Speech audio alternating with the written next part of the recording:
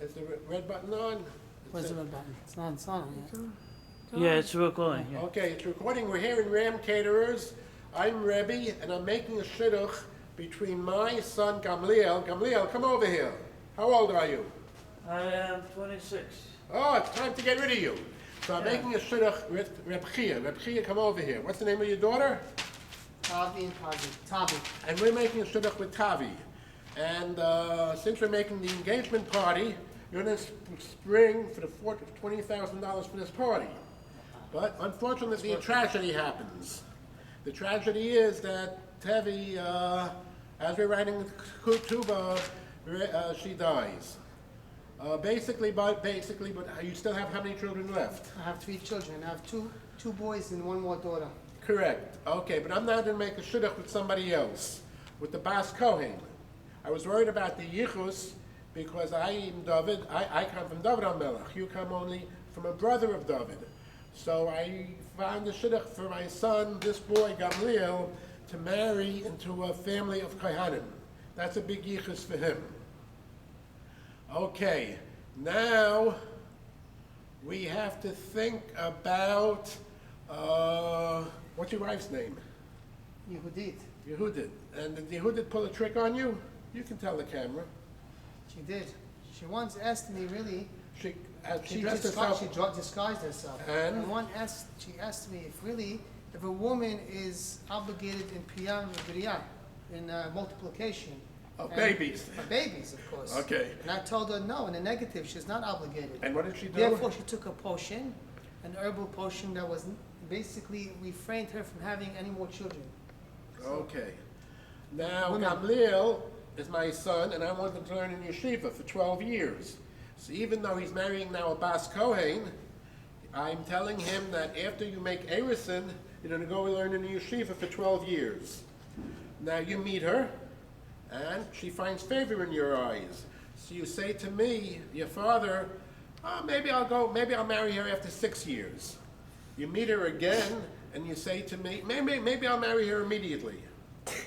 Okay, I give you 2 psukim, one pasuk in Vayikra, and I say, we understand your Yetzirah.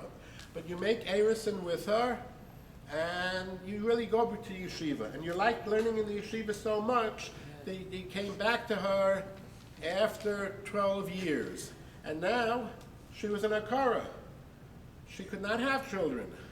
And you tell me, your father, what do we do? So I think about it. Giving her a get, that would not be nice, because she waited for you for 12 years. How can you give her a get? Marrying another woman, you're going to use the other woman for children, and we're going to say that this is a zayna. I can't let that happen either. So what does Rebbe do? Rebbe prays, and she becomes no longer an akara. Okay, we have here then a historical perspective. This comes from Kesubah 62b. And in 62b, we find out how many children Reb Chiya had, and this is spelled out in Shlomis Freiman's book. But Rebbe is a little more of a problem, because it seems he had 5 kids. Gamliel, and you had definitely a brother, and you definitely had 2 sisters. Yes. One sister I let marry a very rich person. One of your sisters, they told me about Rebbe Tafon. Rebbe Tafon was a great person. And when I went to the city, I asked, what about the children of Rebbe Tafon? And they tell me Rebbe Tafon had no boys, but he had a daughter, and from the daughter he had a son. And the son happens to be a playboy. Very bad news. But I say to the grandson of Rebbe Tafon, if I give you my daughter, will you settle down? And he thinks, and he thinks, and he thinks, and he says, well, Rebbe, you're the richest person in the world. Maybe it's a very good shidduch.